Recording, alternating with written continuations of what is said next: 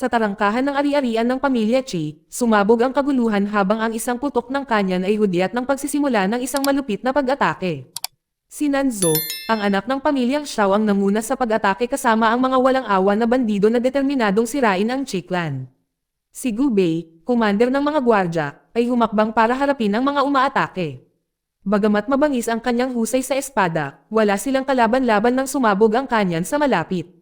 Bumagsak ang punong pamilya at bagamat nakaligtas si Gu Bei, nawalan siya ng paningin. Siya ay tinaguri ang traidor, ginawa niya ang masakit na desisyon ang umalis. Nang umagang iyon sa Qingzhou City, isang lingkod ng pamilyang Zhen ang nag-alis ng nyebe sa harapan ng kanilang bahay. Natagpuan niya na natutulog doon si Gu Bei at agad na pinalayas. Habang naghahanda siyang umalis, narinig niya ang mga anak na babae ni Zhen, sina Zhenlan at Xiaoyu. Nagpakita ng interes si Xiaoyu sa kahoy na manika ni Gu Bei, ngunit pinagbawalan siya ni Zhenlan na kunin ito. Dahil sa sandaling iyon, naalala ni Gu Bei ang kanyang sariling anak na babae at tahimik na niregalo ang manika kay Xiaoyu. Sa hindi inaasahang pagkakataon, inutusan ni Zhenlan ang kanyang katulong na magdala kay Gu Bei ng isang mangkok ng lugaw at niyaya itong magpahinga sa kanilang bodega ng kahoy. Sa loob ng bodega, inubos ni Gu Bei ang lugaw at sinubukang magpahinga.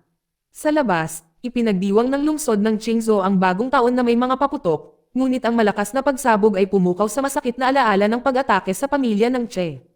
Para mapigilan ang ingay, tinapan ni Gu Bei ang kanyang tenga at pilit na nakatulog. Kalaunan ng gabing iyon, isang bangungot ang gumising kay Gu Bei. Umalangaw sa buong lungsod ang tunog ng nagsasalpukan ng mga espada. Nagmamadali siyang lumabas upang mag-imbestiga at natagpuan niya ang isang nahulog na figure na pinabagsak ng kanyang sariling mga tauhan. Sa lupa ay nakalatag ang isang manika, ang parehong ibinigay niya kay Xiaoyu. Maingat siya na bumalik sa bahay ng Zhen. Tahimik na gumalaw si Gu Bei sa mga anino, hinawakan niya ang katawan ni Xiaoyu na nagpapatunay sa kanyang pinakamasamang takot. Sa malapit, isang kakaibang sandata ang pumutok sa sahig. Biglang nadiskubre ng mga bandido si Gu Bei at mabilis siyang pinalibutan. Ngunit handa si Gu Bei. Binunot ang kanyang espada, siya ay lumaban ng mabangis at natalo silang lahat. Sa labas, sinundan ni Gu Bei ang mga ingay ng mga bandido na naghahati sa kanilang pagnanakaw.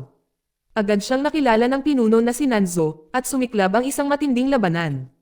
Kahit nabulag si Gu Bei, umasa si Gu Bei sa isang matalas na pandinig upang mahanap ang kanyang mga kaaway at tumaon kay Nanzo. Nang malapit na siyang mag-aklas, hinarang ng iba pang mga bandido ang kanyang dinadaanan na nagpapatindi sa labanan. Gamit ang anumang mahahanap niya sa malapit, pinabagsak ni Gu Bei ang maraming mga kalaban. Dahil sa paghanga, humakbang si Nanzo para harapin siya ng diretso. Isang biglaang suntok ang nagpa-atres kay Gu Bei ang tumama, ngunit tumayo siya at nagpatuloy sa pakikipaglaban. Sa kabila ng pagiging nag-iisa, pinigilan ni Gu Bei ang kanyang kinatatayuan at itinulak si Nanzo sa gilid. Muntik na niya itong talunin hanggang sa lumitaw si Dao, ang kanang kamay ni Nanzo, dala niya si Zhenlan bilang bihag. Pinilit na pinalaya si Nanzo, walang magawa si Gu Bei habang dinadala si Zhenlan.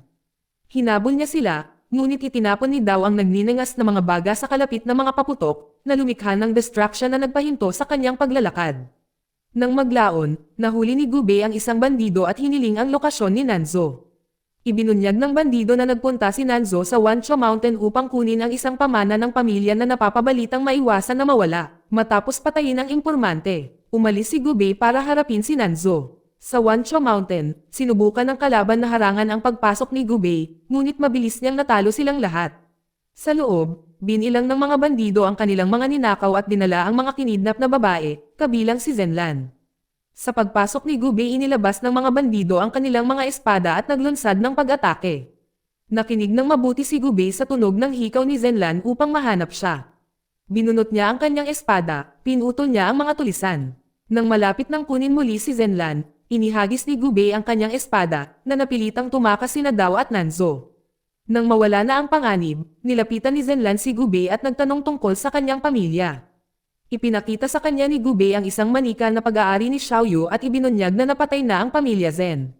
Sa libingan ng kanyang ama at kapatid na babae, lumuha si Zhenlan.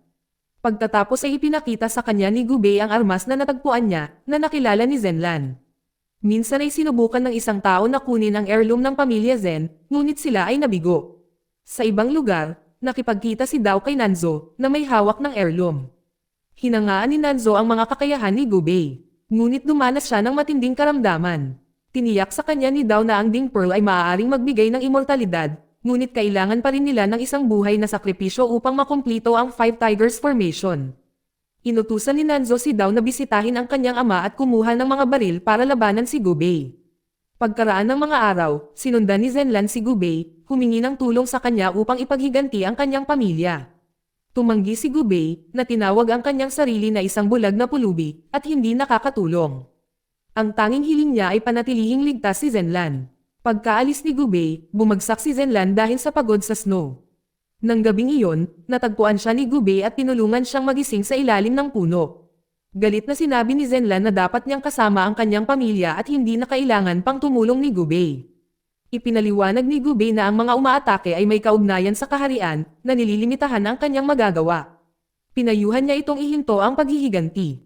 Malungkot at nag-iisa, pinagmasdan ni Zenlan ang dalawang alitaptap na lumitaw. Naniniwala siya na ang mga ito ay mga palatandaan mula sa kanyang ama at kapatid na babae, na naaalala ang mga kwento mula sa bahay. Nag-alinlangan si Gubei noong una, sa pag-aakalang ang mga patay ay nag-iiwan lamang ng pananabik bago maglaho. Gayunpaman, ang tunog ng mga pakpak ng alitaptap ay nakakumbinsi sa kanya na sila ay tunay na dumating. Kinaumagahan, bumisita sina Gubei at Zenlan sa isang tindahan. Nang banggitin ni Gubei ang Telang Sanjang, agad na naunawaan ng katulong. Hiniling niya kay Zenlan na maghintay sa labas at inabot sa kanya ang isang bag ng pera.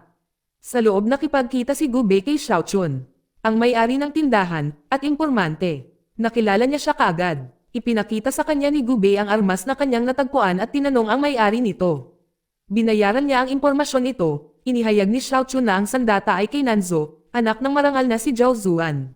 Sa loob ng maraming taon, naghanap si Nanzo ng isang pambihirang kayamanan na makakapidyo sa pagkabulok ng mga bangkay.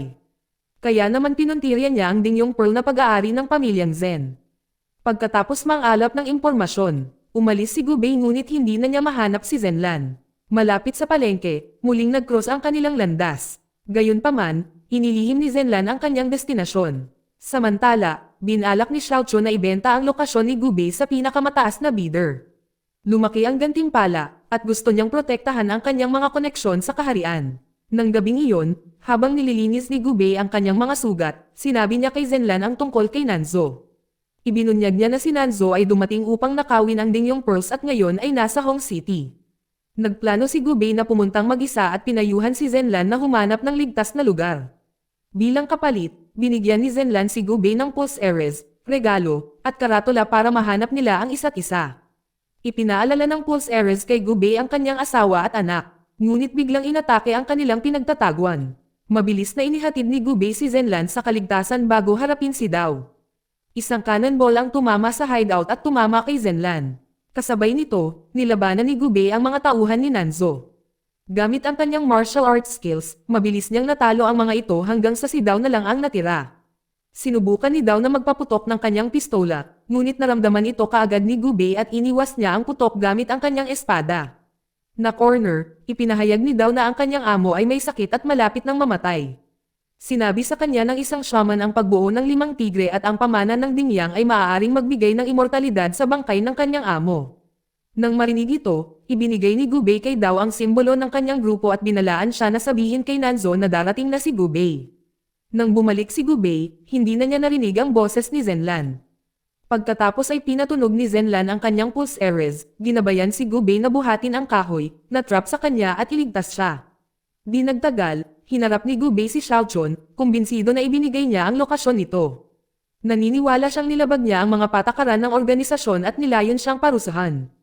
Nag-alok si Xiaochun ng mapa ng Nanlin Palace, ang tirahan ni Nanzo, bilang pantubos. Ipinaliwanag niya ang pinakaligtas na ruta, habang itinuro ni Zenlan ang mga pangunahing direksyon upang matulungan si Gubei na mag-navigate. Nang sinubukang tumakas ni Xiaochun, pinigilan siya ni Gubei gamit ang kanyang espada. Bago siya pinakawalan, humingi siya ng isang impormasyon tungkol sa dati niyang kaibigan. Samantala, si Nanzo ay nahaharap sa parusa mula sa kanyang ama dahil sa pagdudulot ng gulo kay Gubei.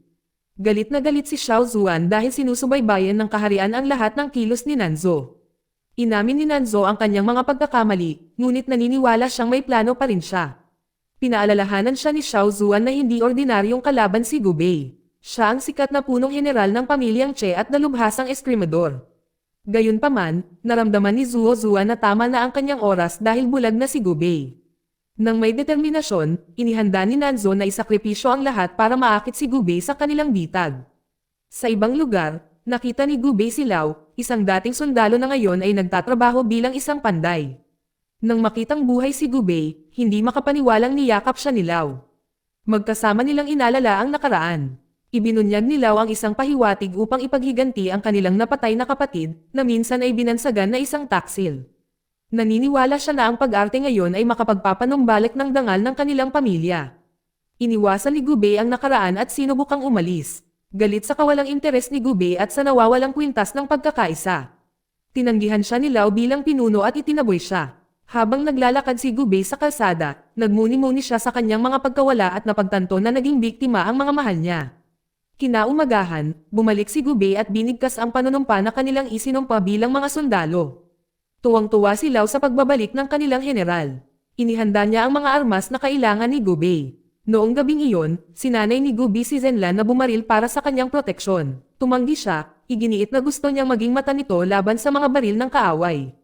Ipinaliwanag ni Gubei kung paano tumalas ang kanyang pandinig mula nang mawala ang kanyang paningin, na nagpapahintulot sa kanya na umiwas ng mga bala sa pamamagitan ng tunog lamang.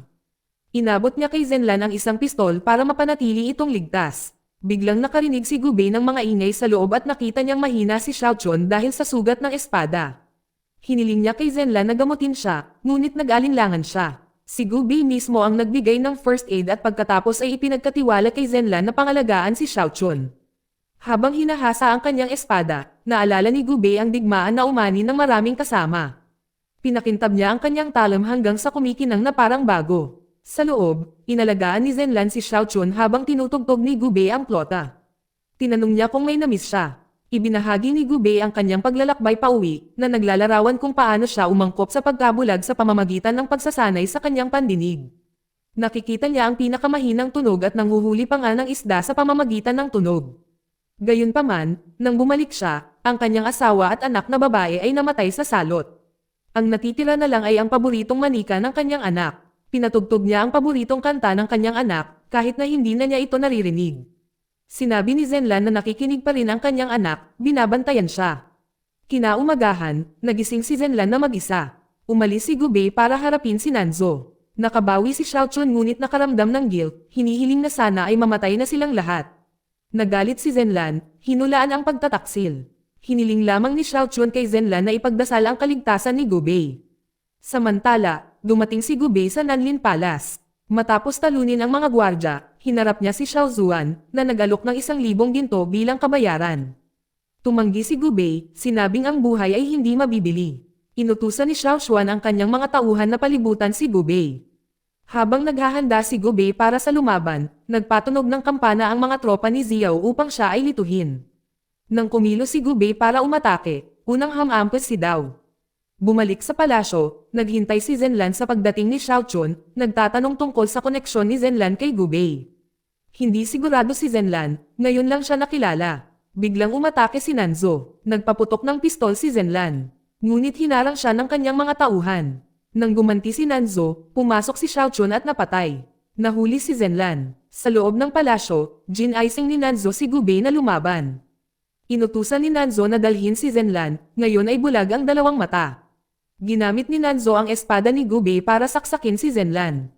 Nahawakan lang siya ni Gubei nang walang magawa. Pumasok si Xiao Zuan at sinabihan ang kanyang anak na maghanda. Si Gubei ay natabunan ng luwad upang maging isang ritual na manika.